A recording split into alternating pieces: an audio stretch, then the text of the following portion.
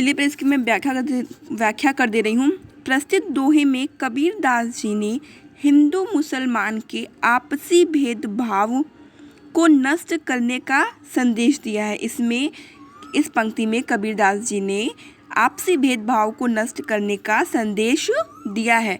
कवि का मानना है कि अगर कोई हिंदू या मुस्लिम आपसी भेदभाव को छोड़कर निष्पक्ष होकर प्रभु की भक्ति में लीन हो जाए तो उसे मंदिर और मस्जिद एक समान लगने लगेंगे। मतलब कि यदि वह समान भाव से ईश्वर की भक्ति करेगा तो क्या मंदिर क्या मस्जिद उसे इससे कोई भी फर्क नहीं पड़ेगा। यदि वह मुस्लिम होकर मंदिर में भी जाएगा तो उसे वहाँ पे उसका ही ईश्वर दिखाई देगा, और यदि एक हिंदू निष्पक्ष भाव से मस्जिद में जाके पूजा करेगा तो भी उसे उस परम तत्व की, परम ज्ञान या जो परम सत्य है उसकी प्राप्ति होगी। फिर उसे राम व रहीम एक ही ईश्वर के दो रूप लगने लगेंगे जिनमें कोई अंतर नहीं होता। यदि आप भेदभाव को लेकर चलते हो तो आपको राम और रहीम अलग दिखाई देंगे, उनमें आपको अंतर दिखाई देगा। इस प्रकार हिंदुओं व मुसलमानों को मस्जिद तथा मंदिर एक समान रूप से पवित्र लगने लगेंगे। ये कब होगा? जब आपके मन से यह अंतर समाप्त हो जाएगा कि सब एक समान है, जो वह राम रहीम है वह एक ही ईश्वर के दो अंश हैं, तो वह आपको उनमें एक रूपता दिखाई देने लगेगी। कवि कहते हैं जब तक गेहूं बारीक पिसा होता है तो वो खाने योग्य नहीं होता है। जब तक जो गेहूं बारीक पिसा हुआ नहीं होता है तो वह खाने योग्य नहीं होता है, लेकिन जैसे ही गेहूं को पीस दिया जाता है वह स्वादिष्ट खाना बनाने लायक हो जाता है। ठीक उसी प्रकार हमें अपने बुरे भावों और विचारों को एकता की चक्की में पीस कर सद्भावना के आटे में बदलना होगा। फिर हमें एक दूसरे के धर्म में कोई बुराई नहीं दिखेगी। हमें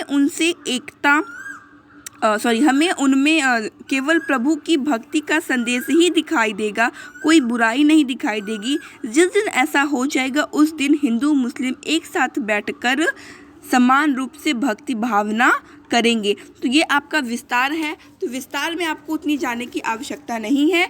क्यों? क्योंकि ये आपको अभी उतना समझ में नहीं आएगा, क्योंकि न आप सामने हो न मैं सामने हूँ कि आप उस चीज़ को पूछ सको। इसीलिए मैं आपको एक सिंपल लाइन में अच्छे से फिर से बता दे रही हूँ। काबा फिर काशी भया, यह जो काबा जगह था वह बदल कर किस नाम से जाना जाने लगा? काशी नाम से जाना लगा।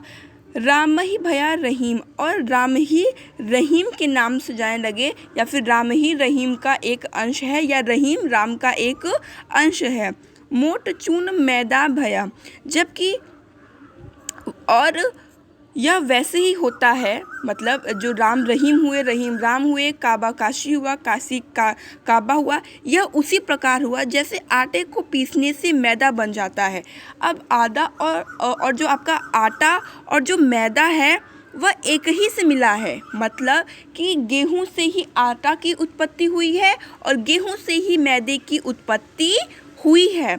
इसीलिए कबीरदास जी कहते हैं चाहे आप काशी जाए या काबा जाए, राम की पूजा करें या अल्लाह की इबादत करें या फिर उनका नमाज पढ़े, हर हालत में आप भगवान के ही करीब जाएंगे। कहने का मीन्स ये है कि अगर आप हिंदू होकर मुसलमान के नमाज को भी पढ़ते हो तो भी आपको उस परम सत्य की प्राप्ति होगी, और आप मुसलमान होकर यदि हिंदू की इबादत करते हो तो भी आपको उस परम तत्व की प्राप्ति होगी। लेकिन उनमें आपकी सद्भावना होनी चाहिए, किसी तरह का भेदभाव नहीं होना चाहिए। निष्पक्ष भाव से यदि आप उस ईश्वर की प्रार्थना करते हैं तो निस्संदेह ही आपको उस परम तत्व की प्राप्ति जरूर होगी, जिससे कि आप इस संसार के बंधनों से मुक्त होकर मोक्ष को प्राप्त कर जाओगे। पुरुषार्थ 4 बताए गए हैं, धर्म अर्थ काम मोक्ष। जब हम इन 3 विधियों को पूरा कर लेते हैं तो अंत में मोक्ष आता है, जो कि इसी से हमें एक रूपता होने से ही प्राप्त होती है, निष्पक्ष भाव होने से ही प्राप्त होती है।